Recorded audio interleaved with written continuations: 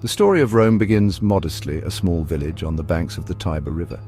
From these humble origins, a powerful republic emerged.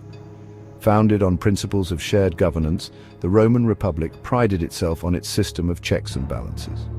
At the heart of this system was the Senate, a council of elder statesmen who advised the magistrates and shaped Roman policy. Two consuls, elected annually, held the highest executive power, leading the armies and administering justice. The Roman social fabric, however, was far from egalitarian. Patricians, the wealthy elite, held a disproportionate amount of power, while plebeians, the common citizens, struggled for their rights and representation. Over time, the plebeians gained significant ground, establishing their own assemblies and tribunes to voice their concerns and veto unfavorable legislation. This constant struggle between the elite and the commoners, however, would come to define much of the Republic's history, ultimately contributing to its downfall. The Roman Republic was also characterized by its military expansion.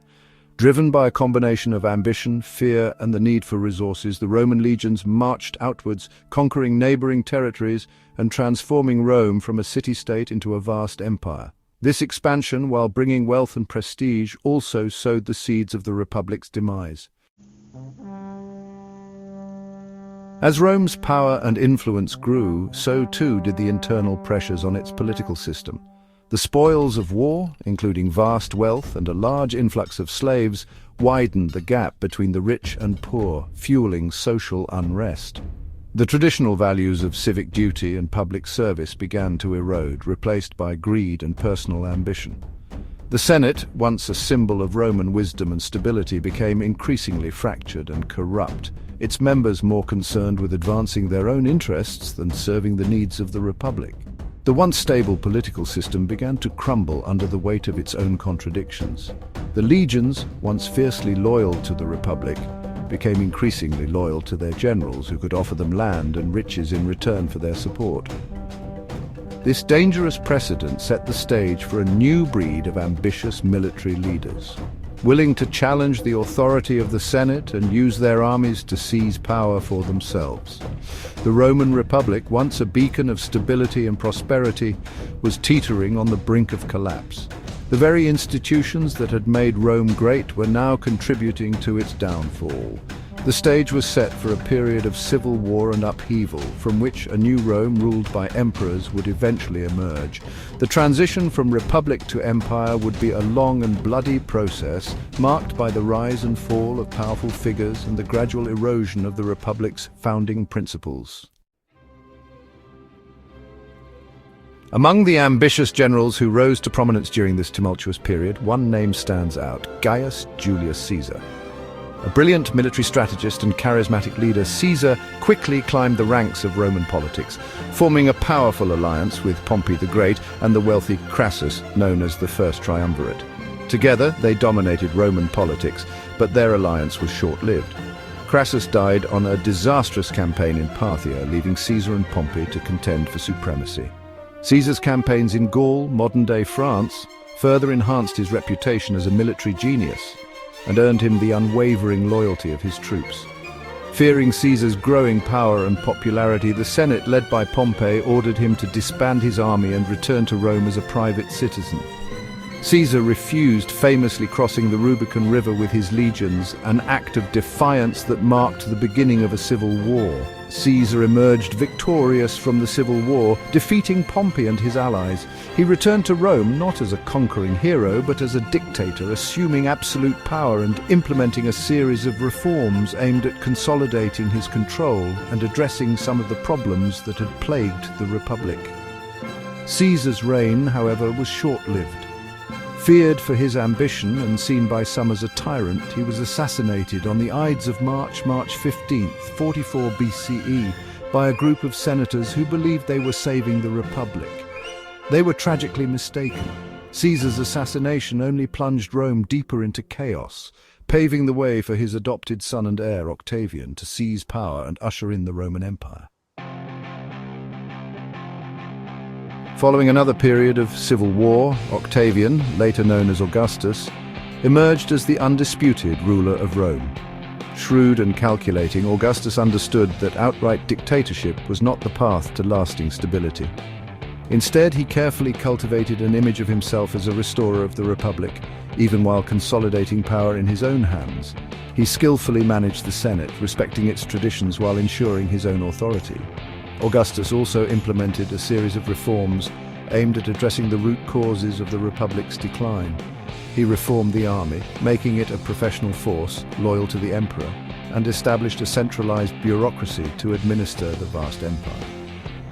Augustus's reign marked the beginning of a period known as the Pax Romana, a 200-year era of unprecedented peace and prosperity within the Roman world. With the threat of civil war extinguished and the empire secured within its borders, trade flourished and Roman culture reached new heights. The Pax Romana was a time of great building projects, as Augustus and his successors sought to rebuild Rome into a magnificent capital worthy of its status as the center of a vast empire.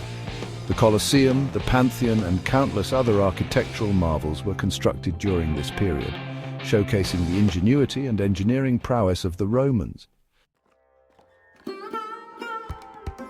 The Romans were not only conquerors and administrators, but also builders and engineers of exceptional skill. Their architectural achievements stand as a testament to their ingenuity and ambition, forever altering the landscape of the ancient world. Roman architects and engineers were masters of concrete, a material that allowed them to construct massive structures with unprecedented speed and efficiency. They perfected the arch, the vault, and the dome, architectural elements that allowed them to create vast interior spaces such as those found in the Pantheon and the Baths of Caracalla. Roman roads, built to connect the far-flung corners of the empire, were marvels of engineering, many of them still in use today. Aqueducts, another feat of Roman engineering, brought fresh water to Roman cities, supporting a growing population and enabling the construction of elaborate bathhouses and fountains. These architectural wonders served a practical purpose, but they were also expressions of Roman power and grandeur intended to inspire awe and admiration in all who beheld them. The Romans' architectural legacy extends far beyond the physical structures they left behind.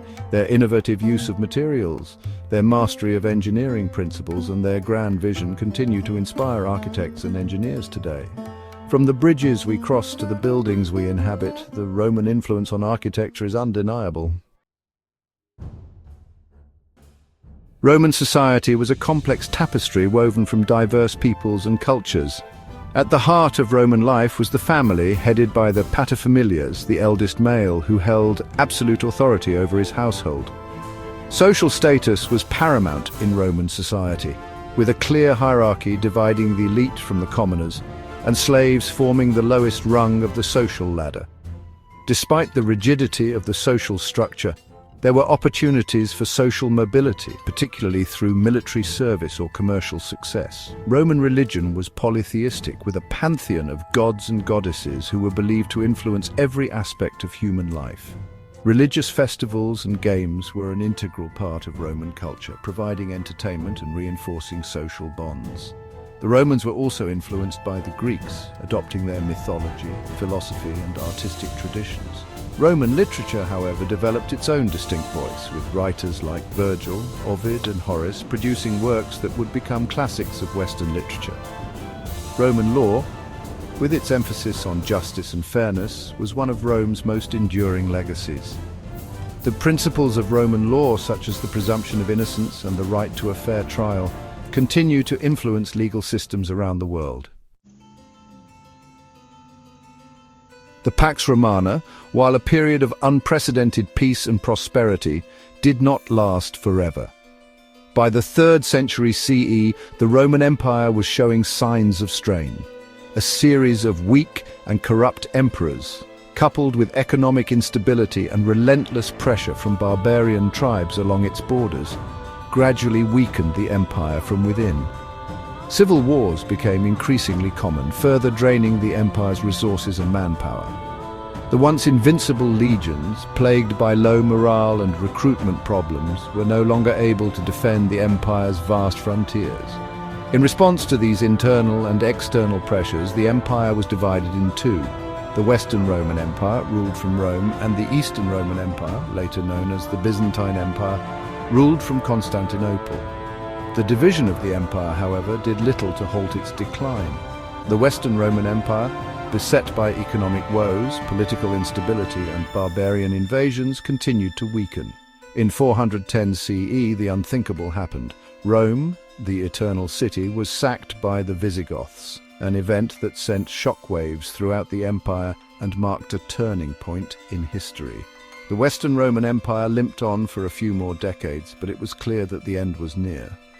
In 476 CE, the last Roman emperor in the West, Romulus Augustulus, was deposed by Odoacer, a barbarian general, marking the traditional date for the fall of the Western Roman Empire. The fall of the Western Roman Empire was a momentous event, marking the end of an era and the beginning of the Middle Ages. Yet even in decline, Rome's influence remained profound. The Eastern Roman Empire, also known as the Byzantine Empire, survived for another 1,000 years, preserving Roman law, culture, and traditions.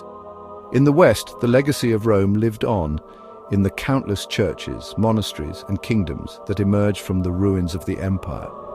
Roman law, language, and architecture continued to influence the development of European civilization. The Catholic Church, which had risen to prominence during the late Roman Empire, inherited much of Rome's administrative structure and played a key role in preserving Roman culture and learning during the Middle Ages. The legacy of Rome is not simply a matter of historical curiosity, it is a living presence that continues to shape our world today. From the principles of law and governance to the languages we speak and the buildings we inhabit, the influence of Rome is all around us. The Roman Republic, with its emphasis on civic duty, rule of law, and representative government, continues to inspire democracies around the world. The Roman Empire, with its vast infrastructure, military might, and cultural achievements, serves as a reminder of the heights that human civilization can achieve. Even in its decline and fall, the Roman Empire offers valuable lessons about the challenges of maintaining a vast and diverse empire and the importance of adapting to changing circumstances. The story of Rome is not just a story of the past, it is a story that continues to resonate in the present, offering insights and perspectives that are as relevant today as they were centuries ago. As we grapple with the challenges of our own time, we would do well to remember the lessons of Rome, both its triumphs and its failures. For in the rise and fall of the Roman Empire, we see a reflection of our own humanity, our capacity for greatness, and our potential for self-destruction.